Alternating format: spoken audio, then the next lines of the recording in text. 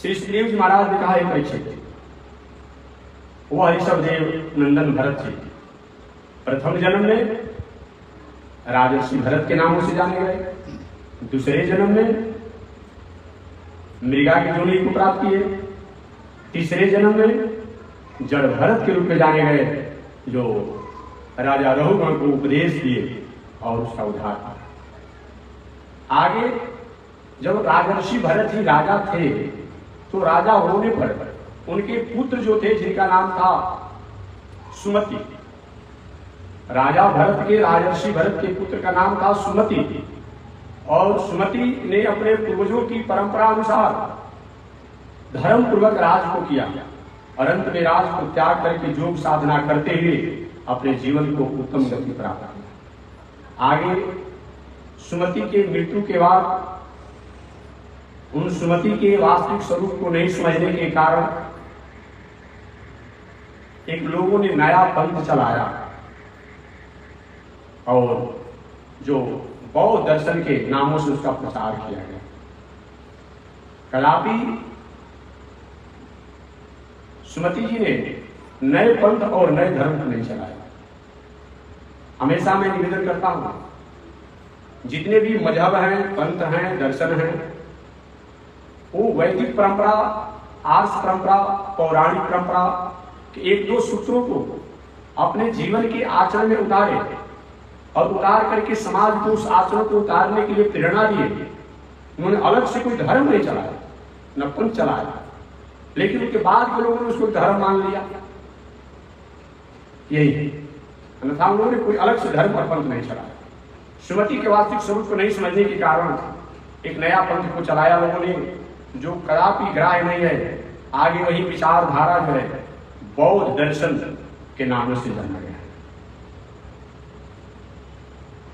परंतु बौद्ध का मतलब होता है जिनका ज्ञान, जिनका वैराग पराकाष्ठा पर हो, जिनकी बुद्धि केवल भगवान श्रीमन नारायण के लिए हो, श्रीमन नारायणमय हो, भगवतमय हो, ईश्वरमय हो, परमात्मामय हो, ब्रह्ममय हो। बौद्ध दर्शन और बौद्ध मजहब को लेकर के अपनी खान पान, रहन सहन पर बहुत विचार नहीं करते हुए केवल मैं वैदिक परंपरा को नहीं मानता हूं।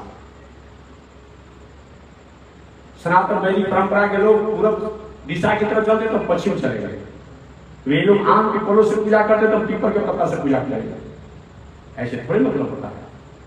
नहीं, बौद्ध का मतलब जिनका ज्ञान पराकाष्ठा पर हो, जिनकी थिंकिंग, जिनका विचारधारा, चिंतन ब्रह्ममय हो, परमात्मामय हो, ईश्वरमय हो, उन्हीं को बौद्ध दर्शन कहा जाता है। वर्तमान में जो बौद्ध दर्शन की परंपरा चल रही है वो बौद्ध अलग है, ये बौद्ध अलग है, ये भी जानना चाहिए। क्योंकि इनको तो आए 2500 वर्ष के भीतर हो रहा है, आए सृष्टि के प्रारंभ की बात कही जा रही है, तो वो बौद्ध से इन बौद्ध से कुछ लेना देना नहीं है। ये इस समय के वर्तमान समय में जो है इनका अपना एक अलग है।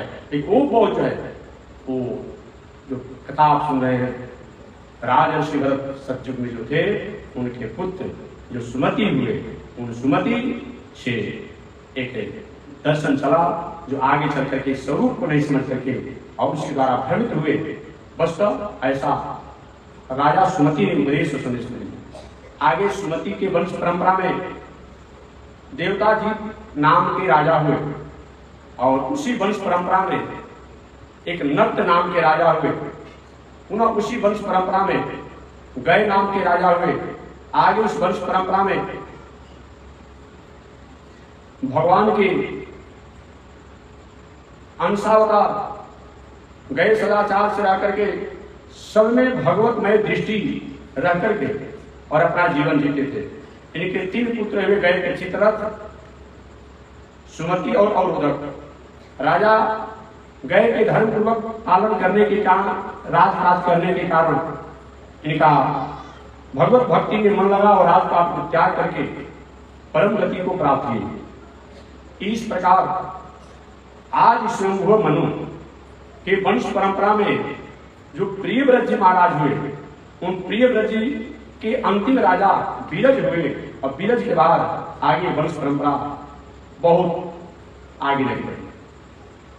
आगे श्री सुखदेव जी महाराज से राजा परीक्षित ने पूछा, गुरु जी आपने पूर्व में बताया, पीछे कथा में आपने बताया कि प्रियव्रत जी महाराज जो मनु के पुत्र हैं, प्रियव्रत जी के रथ के पहिए की 7 लकीरों से 7 समुद्र बना और बीच में रथ के पहिए के बीच का जो टीला जो ऊंचा भाग था वही 7 द्वीप बना। महाराज ये बताइए कि ये कैसे हुआ? आगे ये 7 समुद्र और 7 द्वीप के बारे में आप विस्तार से बताएं और भुवन कोश के बारे में भी आप विस्तार से बताएं।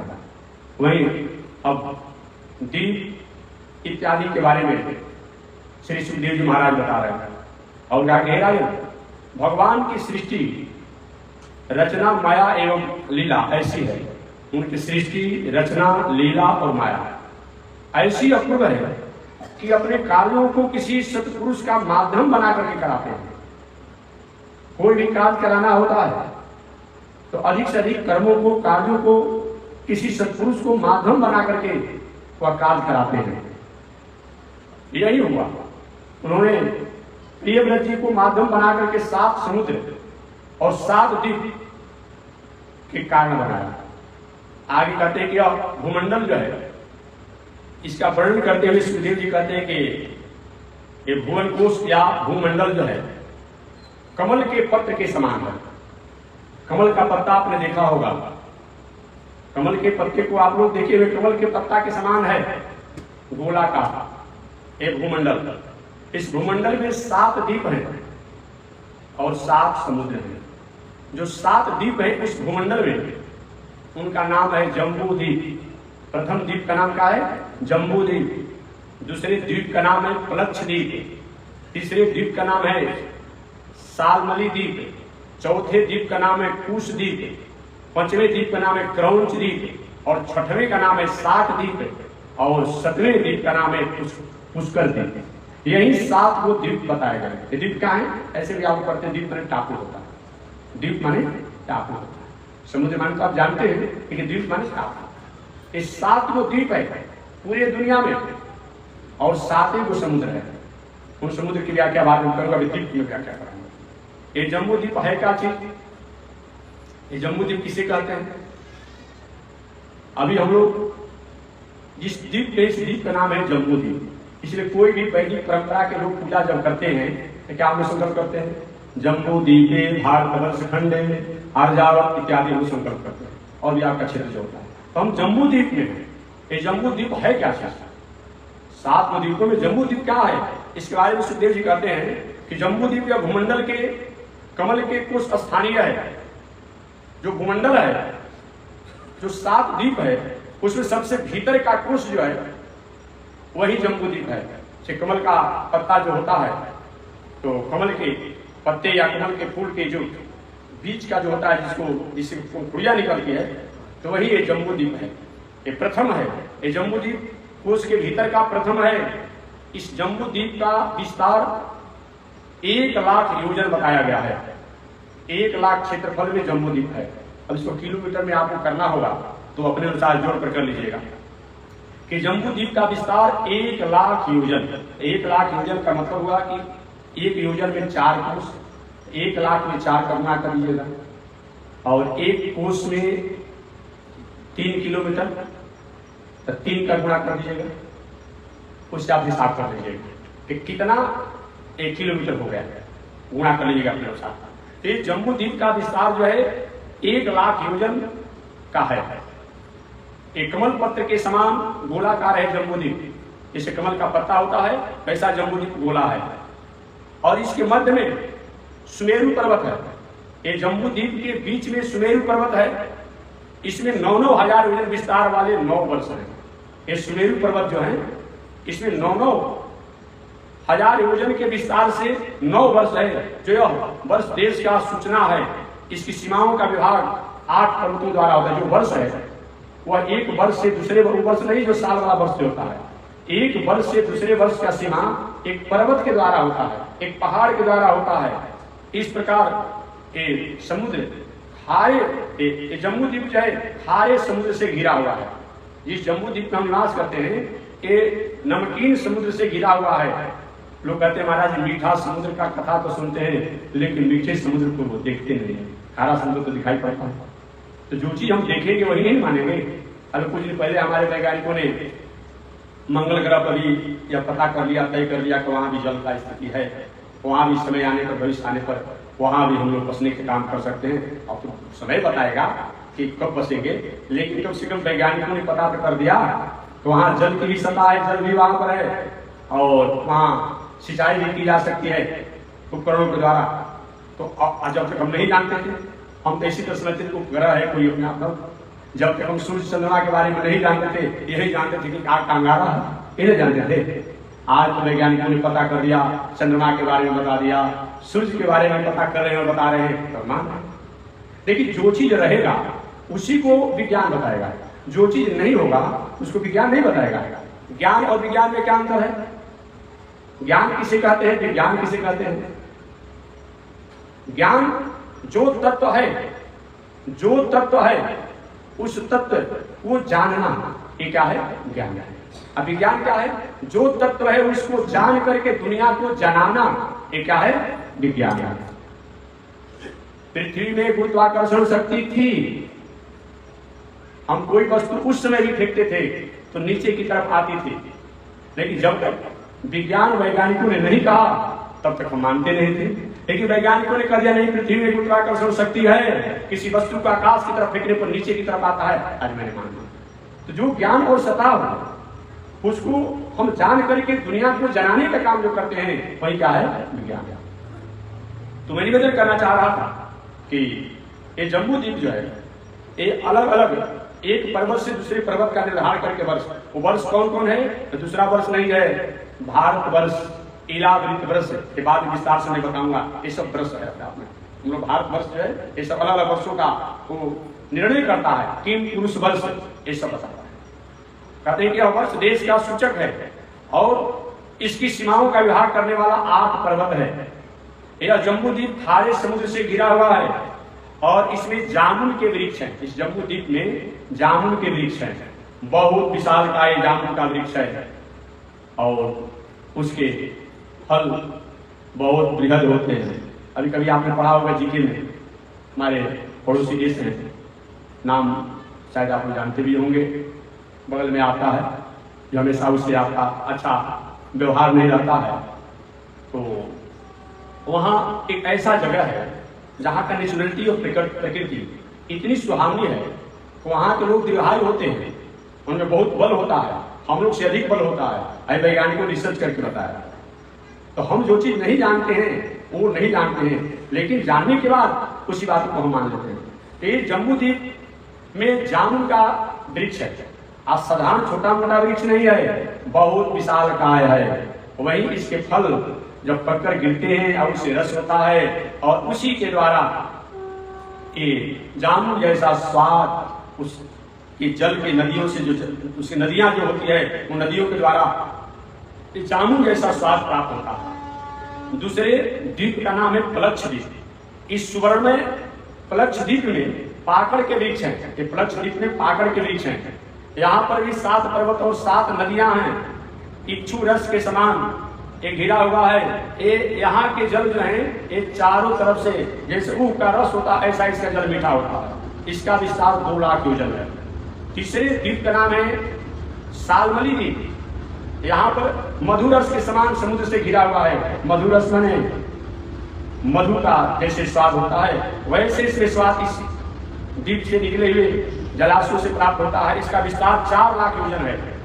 यह सालमली माने सेमर, सालमली माने सेमर का वृक्ष है, बहुत विशालकाय है और इसके द्वारा जो रस निकलते हैं और उस पर वहां गरुड़ जी का निवास बताया गया है। ये 4 लाख योजन के विस्तार में है।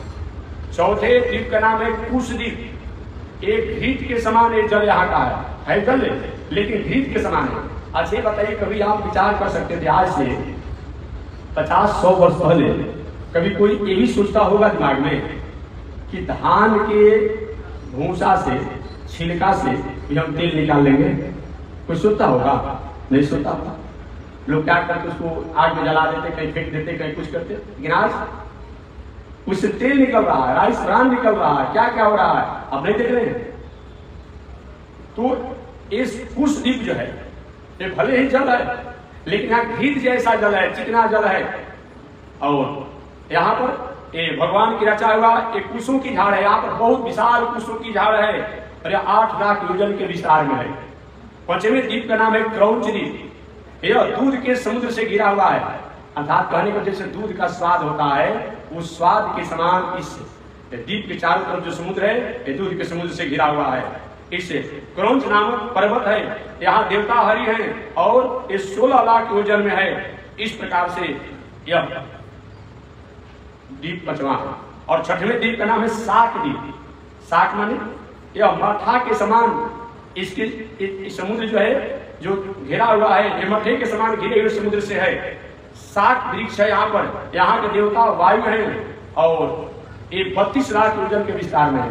यही शाक द्वीप है। यही शाक द्वीप से शाकल द्वीपीय ब्राह्मण, जो आज की भाषा में आप जानते हैं, ये लोग शुरू में वहां से आए। शाकल द्वीपीय ब्राह्मण जो कहते हैं शाक द्वीप से आए। भगवान श्री कृष्ण के और भगवान श्री कृष्ण के परिवार के लोगों को यजन पूजन करने के लिए बुलाया गया। इन ब्राह्मण देवताओं द्वारा वैदिक परंपरा पर, शास्त्रीय परंपरा पर बहुत बड़ी पकड़ है। सही माने में पूजा पाठ अगर अपनी स्थिति और स्वरूप के अनुसार करें तो आज भी राष्ट्र के लिए, समाज के लिए, मानव के लिए मंगलकारी और हितकारी साबित होती है। ये शाकल द्वीपीय जो है इस शाक द्वीप से है। यहाँ के देवता वायु देवता हैं, ऐसे शाक द्वीप है। और 7वें द्वीप का नाम है पुष्कर द्वीप। इसमें स्वर्णमय कमल है, यह मीठे जल के समुद्र से घिरा हुआ है। इस द्वीप के बीच में मानसोतर नाम का पर्वत है। मानसोतर पर्वत का नाम आपने सुना होगा। मानसोतर नाम का पर्वत है, यह 64 लाख योजन विस्तार वाला है। यहाँ ब्रह्मा की श्रीहरि की आराधना होती है।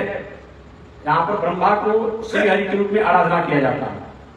आगे श्री सुखदेव जी महाराज कहते हैं, परीक्षित, जिस भूमंडल पर हम लोग निवास कर रहे हैं, जिस पृथ्वी पर हम लोग निवास कर रहे हैं, जहां हम लोग हैं, इसे जम्बू द्वीप के नामों से जाना जाता है।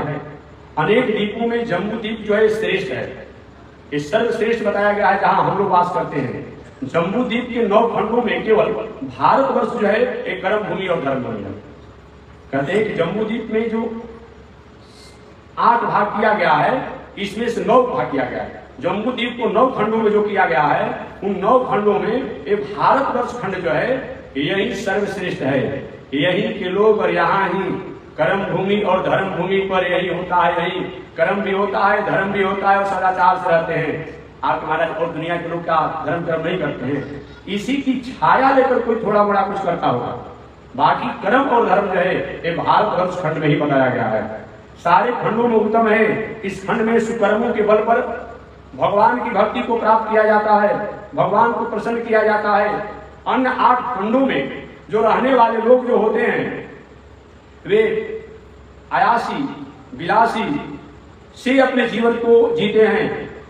ये भारतवर्ष के लोगों को छोड़ करके अन्य जो 8 खंड हैं वहां के लोगों की औसत आयु 10,000 वर्ष बताई गई है। इन और 8 खंडों में लोग 10-10 हजार वर्ष तक जिंदा रहते हैं। यहाँ के निवासी बराबर जुआ रहते हैं, वे उनकी वृद्धावस्था नहीं होती है, जुआ रहते हैं, मनचाहा भोग सुख को प्राप्त करते हैं और अपने जीवन को जीते हैं। अंत में अंतिम समय में भोग वासना से संतति का विस्तार करते हैं। आगे सुखदेव जी ने कहा, परीक्षित, इस प्रकार 14 भुवन में की माप के ऊपर से नीचे, माने पृथ्वी से लेकर के और ऊपर तक का जो भी मानक है 50 करोड़ योजन बतलाया गया है। कितना दूरी है? 50 करोड़ योजन की दूरी बताया गया है, ऊपर से लेकर के नीचे तक। भूगोल और खगोल से ही ब्रह्मांड बना हुआ है। ये ब्रह्मांड जो बना हुआ है ये भूगोल और खगोल से ही बना हुआ है। अंतरिक्ष भूगोल एवं खगोल की संधि स्थान है। अंतरिक्ष जो आकाश जो है ये क्या है? भूगोल और खगोल का संधि स्थान है। वहीं से ऊपर भूगोल, नीचे खगोल, ऐसे सबको निर्णय किया जाता है। ब्रह्मा सूर्य, चंद्रमा, तारे, रुद्र, इंद्र, कुबेर, ग्रह, नक्षत्र, क्रिया, गति इत्यादि, ये सब जो है इन भूगोल और खगोल के द्वारा इन सभी को हम जानने की कोशिश करते हैं। इस प्रकार से भागवत महापुराण में इन खगोल, भूगोल इत्यादि को संक्षिप्त वर्णन किया गया है। जम्बू द्वीप के अंतर्गत जो भारतवर्ष खंड है, जहां पर हम और आप निवास कर रहे हैं, ये भारतवर्ष जिसके मध्य में सुमेरु पर्वत है, सुमेरु पर्वत के बीच के शिखर पर जो जम्बू द्वीप है उसके मध्य में सुमेरु पर्वत है, और सुमेरु पर्वत के मध्य में ब्रह्मा जी का सुवर्णमय पुरी है, ब्रह्मलोक के नामों से जाने जाते हैं। इस प्रकार ये ब्रह्मा का ये ब्रह्मलोक जम्बू द्वीप के मध्य के स्थान में है। आगे सुखदेव जी कहते हैं, परीक्षित वही ब्रह्मा जी के ब्रह्मलोक में एक बार बामन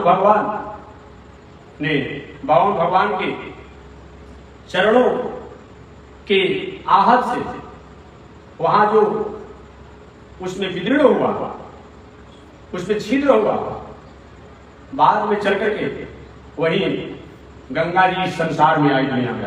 राजा प्रतिपुरी जिस कथा को विस्तार से बताइए गंगा जी के अवतरण की, क्योंकि इसी गंगा के पावन तट पर मैं हूं, और ऐसी गंगा की आपने कथा सुनाया तो विस्तार से बताइए।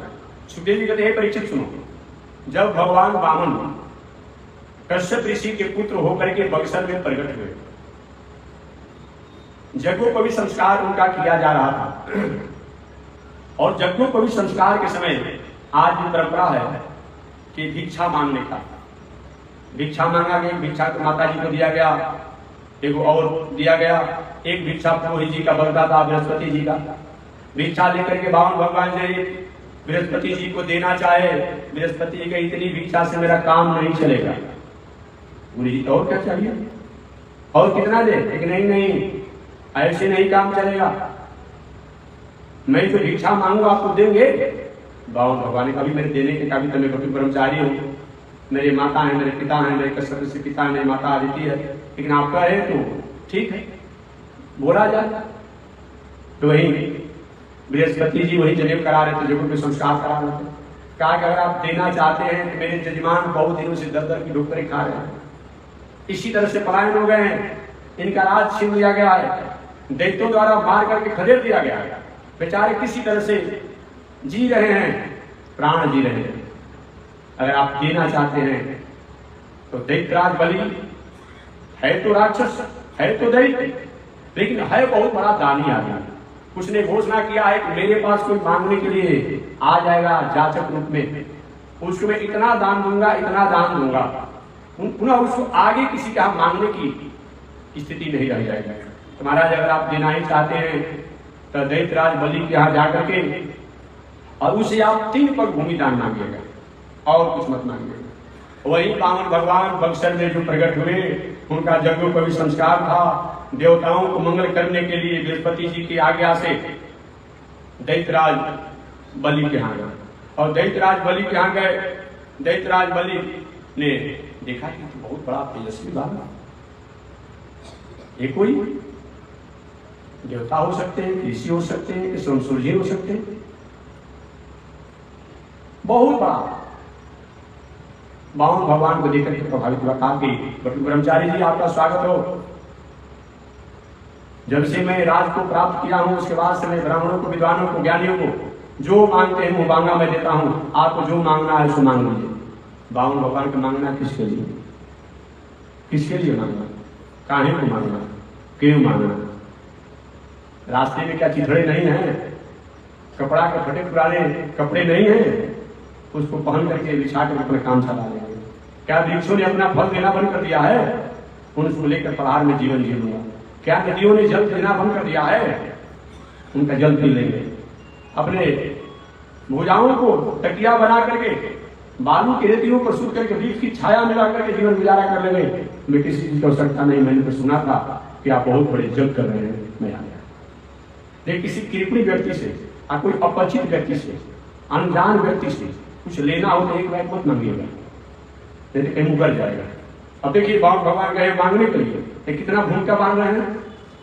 ब्रह्मचारी जी हमारे यहाँ का कैसे नहीं कहा जाए, आपको जो मांगना है सो मांग लीजिए, बावन भगवान ने थोड़ा सा और प्रशंसा कर दिया। अरे महाराज देने की बात आप करते हैं कि आप ही की खासियत थोड़े है, आपके दादा परदादा बाप सब दानी थे, जितना उन लोग दानी थे और आप क्या दान सदी कर सकते हैं। आप ही के वंश परंपरा में प्रहलाद जी हुए जो भगवान के अनन्य भक्त हुए, राजा विरोचन हुए। ये छोटा ब्रह्मचारी मेरे बाप दादा को जानता है। दैत्यराज बोलेगा जब मेरे बाप दादा का नाम बता ही दिए महाराज तो मैं बिना दिया तो रहूंगा ना, जो मांगना है उसको मांग लीजिए। कथा हालांकि भी मैं संक्षिप्त में कहूंगा क्योंकि एक प्रसंग बाद में आएगी, भागवत में विस्तार से आएगी, एक प्रसंग बस यहाँ पर करना है। वही इधर जब बार बार कह गई देखिए मैं कहीं पूजा पाठ करता हूँ, जब करता हूँ, यही बैठ के मेरा अनुष्ठान अधूरा रहता है, जमीन का मालिक कहता है मेरा जमीन खाली कीजिए, हमारा अनुष्ठान अधूरा रह जाता है। तो हमारी इच्छा है कि एक हाथ बैठने के लिए और एक हाथ पूजा पाठ के सामान रखने के लिए हमको, और एक हाथ और हमको 3 पग भूमि चाहिए, 3 पग भूमि चाहिए। पहले तो दैत्यराज गए ब्रह्मचारी जी, हमारे पूर्वजों का नाम लिया, दादा परदादाओं का नाम लिया, मांगने में थोड़ा भी लज्जा नहीं लगी आपको? इतने बड़े दानी के यहाँ सम्राट के आए हो और 3 पग भूमि मांगते हो? अरे 3 राज मांग लेता तो कुछ कमी होता, और 3 पग मांग देना है तो दीजिए, इतना ही मैं लूंगा, और नहीं देना तो आप अपना काम कीजिए, मैं अपना काम का चला। बहुत देर तो शरारत होती रहा। शुक्राचार्य देख रहे थे जो दैत्य गुरु थे, ऐसा तो मांगने वाला कुछ नहीं है, देने वाला कह रहा है मैं अधिक दूंगा, देने वाले कुछ नहीं बने। अब जे शुक्राचार्य जान रहे तो साक्षात विष्णु है, एक कश्यप ऋषि के बेटा बने हैं, देवताओं के छोटे भाई बने हैं। ये बावन भगवान कौन है? देवताओं के छोटा भाई है, इसीलिए बावन भगवान का एक नाम उपेंद्र है। क्या है?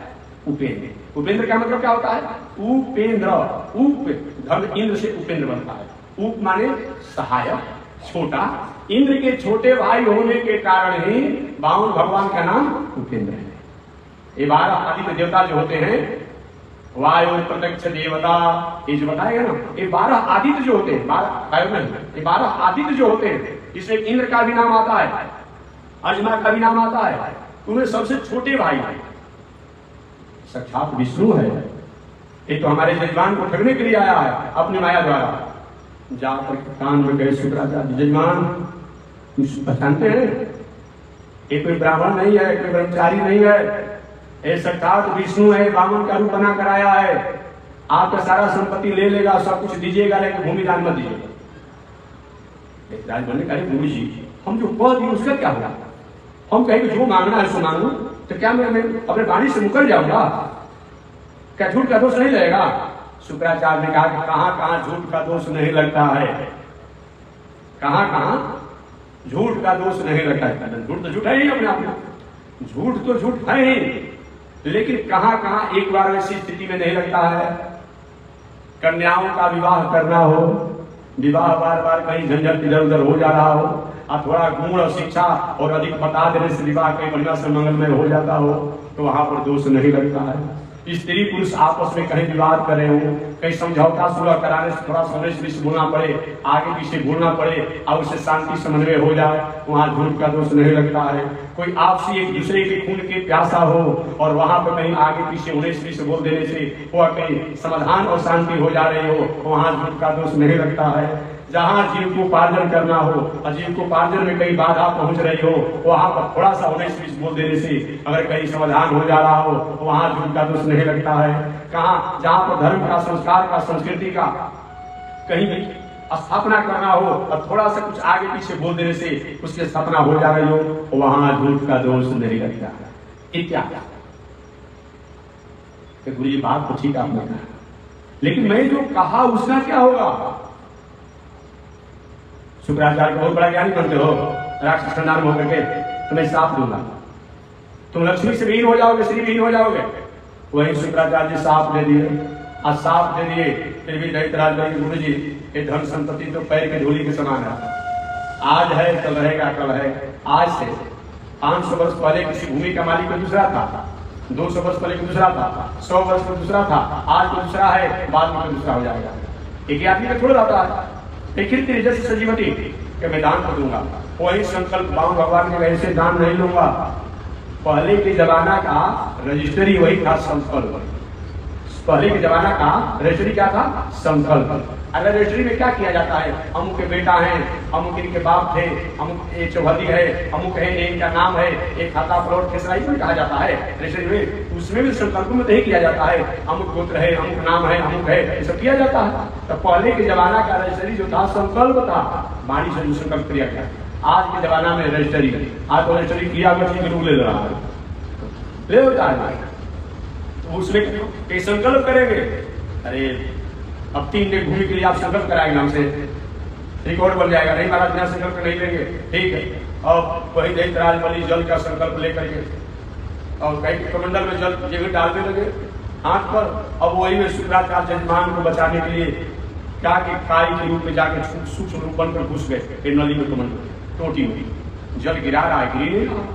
बावन भगवान के धन है, ब्राह्मण देवता शुक्राचार्य जजमान को कितना कसने है, तो क्या किए? बावन भगवान ने कहा राजन तुम इतना जो भी पूजा पाठ करते हो संकल्प करके करते हो, तो तुम्हारे कमंडल की नली में टोटी में काई जम गया है, अपना आसन में से कुशा दिए के साफ कर लो। वही कुशा दिए जेल ही अपने आप में साफ किया गया। शुक्राचार्य का एक आंख गोविंदाय नमो फूट गया। शुक्राचार्य कहे कि जजमान और देने वाला लेने वाला समझे हम हाथ में पड़े हुए हैं, हमारा एक आंख टूट गया। अब सूक्ष्म रूप में थे अपने आप हाथ से निकले, इधर संकल्प किया गया। लेकिन एक बात और बैठे, ये तो हो गया संकल्प। शुक्राचार्य महाराज ये आप दोनों का तो काम हो गया, हमारा तो काम बिगड़ गया।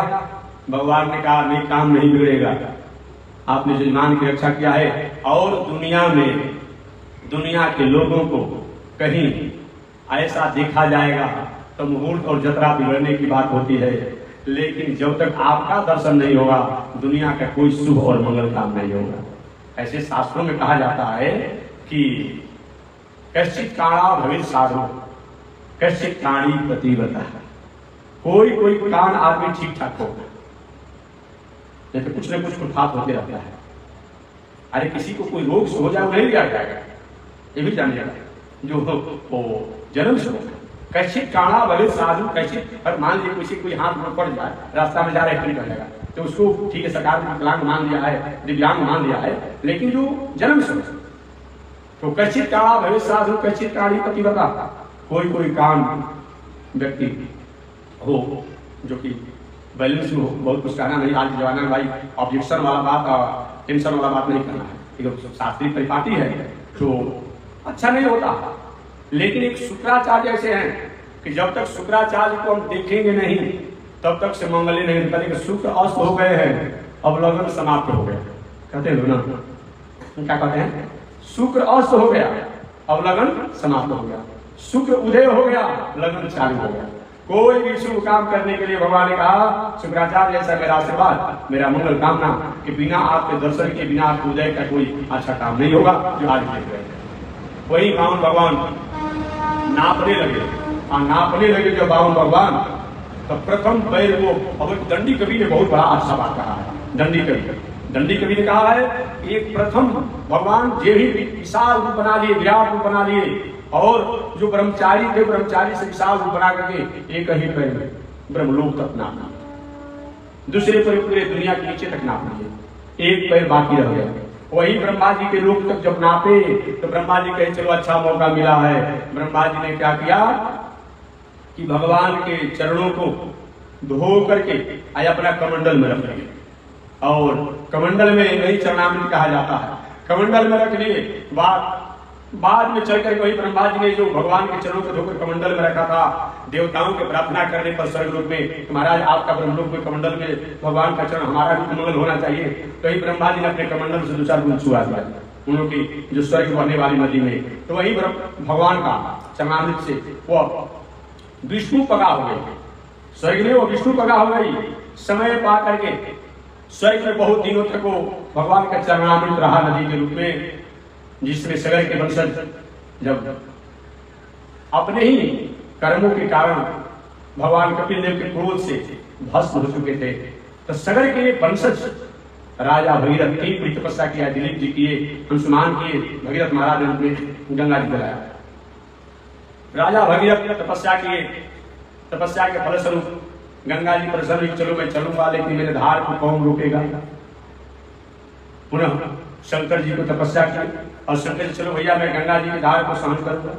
वही शंकर जी की जटा में गंगा जी आई तो उस गंगा का नाम हो गया जटा शंकरी। क्या नाम पड़ गया? जटा शंकरी के नाम से जानेगा।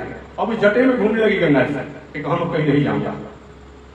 भगीरथ महाराज ने अजब हो गया, मैं अपने पितरों को उधार के लिए आया, बाबा अपने जटे में घुमा रहे हैं। पुनः शंकर जी की तपस्या की तो बाबा ने कहा भैया सब गंगा जी तो नहीं छोड़ूंगा, लेकिन थोड़ा मोड़ा छोड़ दूंगा।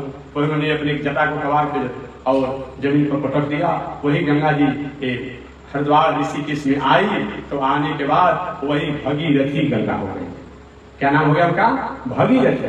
तो भगीरथी गंगा का मतलब क्या होता है? गंगा जी का नाम भगीरथी गंगा क्यों पड़ा कि राजा भगीरथ के चक्का रथों के पीछे पीछे गंगा जी आ रही थी, इसलिए उनका नाम पड़ गया भगीरथी गंगा। उससे पहले जटा शंकरी गंगा थी, उससे पहले स्वर्गलोक में उन्हीं का नाम विष्णुपाद की था, उससे पहले ब्रह्मा जी के कमंडलू में रही। ये भगवान के चरणों का नाम है, इसलिए गंगा जी दूसरा कोई नहीं है। एक दिन मैंने कहा था गया था बद्रिक आश्रम में, मैंने कहा कि गंगा जी हो तो, जमुना जी हो तो, अच्छा देवराज इंद्र हो तो, सभी देवताओं की जन्मभूमि बक्सर है। सारा पंडा लोग आश्चर्य हो गए, क्या करते हैं महात्मा जी? उन्होंने कहा कहाँ आपके पास किताब है, निकालिए दिखाइए हमको।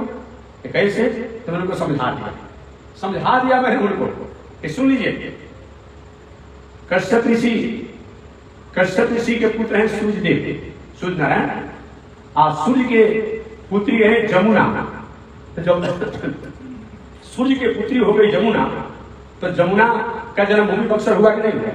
अरे भाई आप आज संपन्न हो गए, जाकर राजधानी दिल्ली में मकान बना लेंगे, लेकिन कहेंगे कि मेरा अपना झारखंड प्रदेश के राजेंद्रगंज में अमुकान हमारा घर है, ये जन्मभूमि हुआ कि नहीं हुआ? तो भले जमुना जी दुनिया में कहीं रहे, लेकिन कश्यप ऋषि की बेटी है, कश्यप ऋषि नहीं सूर्य की बेटी है, और सूर्य का जन्मभूमि जो है बक्सर है। क्योंकि कश्यप ऋषि का जन्मभूमि जो बक्सर हो गया, वही कश्यप ऋषि के लोग पुत्र वंश परंपरा में है। ये जो भी लोग हैं सब लोग पुत्र वंश परंपरा में है लोग। इसीलिए गंगा जी की बात आपने सुनी लिया, जब बावन भगवान के चरण के धोने से, अब बावनी भगवान से जब गंगा जी प्रकट हुई है, अब बावन भगवान बक्सर के रहने वाले हैं, तो गंगा जी बक्सर की नहीं हो गई, इनका जन्मभूमि बक्सर नहीं हुआ। तो गंगा जी का जन्मभूमि बक्सर और जमुना जी का भी जन्मभूमि बक्सर, और देवताओं का भी जन्मभूमि बक्सर, ऐसा बक्सर है। तो वही गंगा जी का कितना नाम हो गया?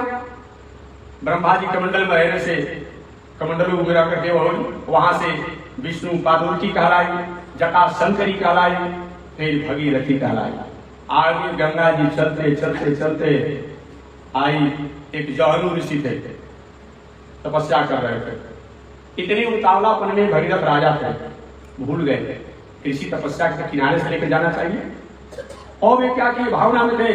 मालूम पड़ा कि उनका तपस्या साधना जब सारा सफल हो जाएगा, और हमारे भगीरथ महाराज जहलू ऋषि ने ओम अच्युताय नमः, ओम अनंताय नमः, ओम गोविंदाय, तीन ही आचमन में गंगा जी को पी गए। और गंगा जी को पी गए तो हाय हाय होगा, क्या करें? पुनः तपस्या किए, जहलू ऋषि ने जंगे से पुनः गंगा जी को प्रकट किया, तो उनका भी एक नाम जुड़ गया, जाह्नवी गंगा। भगीरथ गंगा जहलू जी के यहाँ से जब गुजरने लगी तो उनका नाम हो गया जाह्नवी गंगा। वही गंगा बहते बहते बहते सागर में मिल गई तो उनका नाम हो गया गंगा सागर। ऐसी गंगा की महिमा है। यह गंगा हमारे वामन भगवान की कृपा से प्रकट हुई है। तो वही ब्रह्मलोक जहाँ ब्रह्मा जी सुमेरु पर्वत के बीच के शिखर पर उनका सुवर्णमय पुरी है, वहीं पर आते हैं। वही ब्रह्मा जी एक बार ब्रह्मांड के भेद होने से जो भगवान वामन के चरण के आहत से हुआ, जो आज गंगा जी इस दुनिया को कृतार्थ कर जाता है। देखिए हमारे देश में 3 ऋषि जो विचित्र हुए। एक तो आपने जहलू ऋषि का नाम सुन लिया, गंगा जी पी गई। आपने दुर्वासा ऋषि का नाम सुना होगा, समुद्र को पी गई। अगस्त ऋषि का भी नाम आपने सुना होगा, ये भी समुद्र को पी गए। अगस्त ऋषि का भी नाम आपने सुना होगा। एक हंसने कथा कर वाणी को विराम दूंगा। आज 15 अगस्त है ना जी, 15 अगस्त है ना, 2024 का 15 अगस्त हमारे देश का महोत्सव है। इस महोत्सव में हम लोग आज सम्मिलित हैं। कितना आज का दिन पवित्र दिन है। हमारे देश के यशस्वी और राष्ट्र के संरक्षण संवर्धन करने वाले महापुरुषों द्वारा मन में ठान लिया गया था हम अपनी संस्कृति, अपने संस्कार, अपनी सभ्यता को अपने ही द्वारा स्थापित कर अपने जीवन को जिएंगे अपने राष्ट्र में। मेरी संस्कृति, मेरे संस्कार, मेरी सभ्यता दूसरे द्वारा कहीं थोपा जाएगा, ये बहुत दिन हो गया, मुझे मंजूर नहीं है। इसी संकल्प से ओतप्रोत होकर के हमारे देश के वीरों ने, महापुरुषों ने, महानुभावों ने संकल्प लिया और तय कर लिया, चाहे जो कुछ भी होगा, लेकिन 15 अगस्त को हम लोग स्वतंत्र होकर के रहेंगे। जो शासक थे पर हमारे देश पर शासन करने लगे। जब भी कभी हम कमजोर हुए हैं, अपने ही कमजोरी के कारण हुए। आया था व्यापार करने, और व्यापार करने में हम लोग को ऐसा घुलमिल करके हमारी सत्ता, हमारी संस्कृति, हमारी मर्यादा को घुलमिल कर दिया कि वो यहाँ का शासक बन गया और हमारे लोग, यहाँ के लोग उसके सेवक बन गए। इस तरीका से चल रहा था। जब पुनः महापुरुषों ने बहुत दिनों के बाद यह संकल्प लिया कि 15 अगस्त को हम अपने राष्ट्र को हम स्वतंत्र करेंगे। सब स्वतंत्र की ओर में थे। इधर विदेशी शासक द्वारा अपने खुफिया, अपने गुप्तचर, अपने लोगों को विदा किया कि जाओ देखो भारत का क्या स्थिति है, क्या हमारा शासन और आगे तक चलेगा। जो लोगों ने तय किया है कि 15 अगस्त को हम अपने आप स्वतंत्र होकर के मानेंगे, अपने संस्कृति, अपने संस्कार, अपनी सभ्यता के संरक्षण और रक्षा सब मैं अपने हाथ में लूंगा, क्या करना चाहिए। विदेशी शासक के लोग घूमने लगे और घूमकर आने के बाद शासक से कहा, महाराज यहाँ रहना उचित नहीं है। क्यों? अरे क्यों ऐसे की बात करते हो, क्यों रहना उचित नहीं है? उसने कहा कि मैं जहां तहां चर्चा सुन रहा हूं, मैंने सुना देश की एक कहानी कि आज से पहले एक ऋषि हुए, 1 अगस्त हुआ था। वो ऋषि क्या जाने, 1 अगस्त हुआ था, 1 अगस्त हुआ था जो समुद्र को पी गया। 1 अगस्त जो है समुद्र को पी गया। और कहीं 15 अगस्त अगर अपने आप एक साथ जुड़ जाएगा तो क्या होगा, हम रह पाएंगे? तो अच्छा यही होगा, जब 1 अगस्त जो है समुद्र को पी गया तो 15 अगस्त को हम लोग रहने नहीं देगा, और तो हम लोग को पलायन हो जाना चाहिए। वही लोग पलायन हो गया। ऐसा हमारा देश है। हमारे अगस्त ऋषि जो कि समुद्र को पान कर गए थे, जहनु ऋषि समझ हुए गंगा को ही पान कर गया। उस राष्ट्र के आप रहने वाले हैं, उस देश से रहने वाले हैं। यह हमारा राष्ट्र महोत्सव आज है। इस राष्ट्र महोत्सव के पावन अवसर पर हम समस्त विश्व की कल्याण और मंगल की कामना भगवान श्रीमन नारायण से करेंगे। और आज गंगा जी का प्राकट्य की कथा को श्री सुखदेव जी महाराज ने संक्षिप्त में बताया। शेष चर्चा और भी मैं करूंगा कि गंगा का कितना बड़ा महत्व है।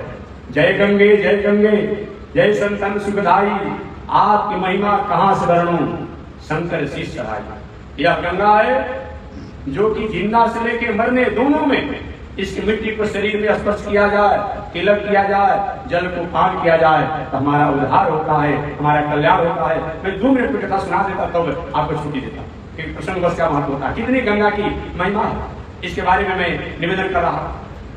एक बार एक गाँव में एक बहुत बड़े संपन्न सेठ जी रहते थे। सेठ हमारे को सेठ जात नहीं होता है, जो भी व्यवसाय नौकरी धन संपत्ति से संपन्न सेठ जी थे।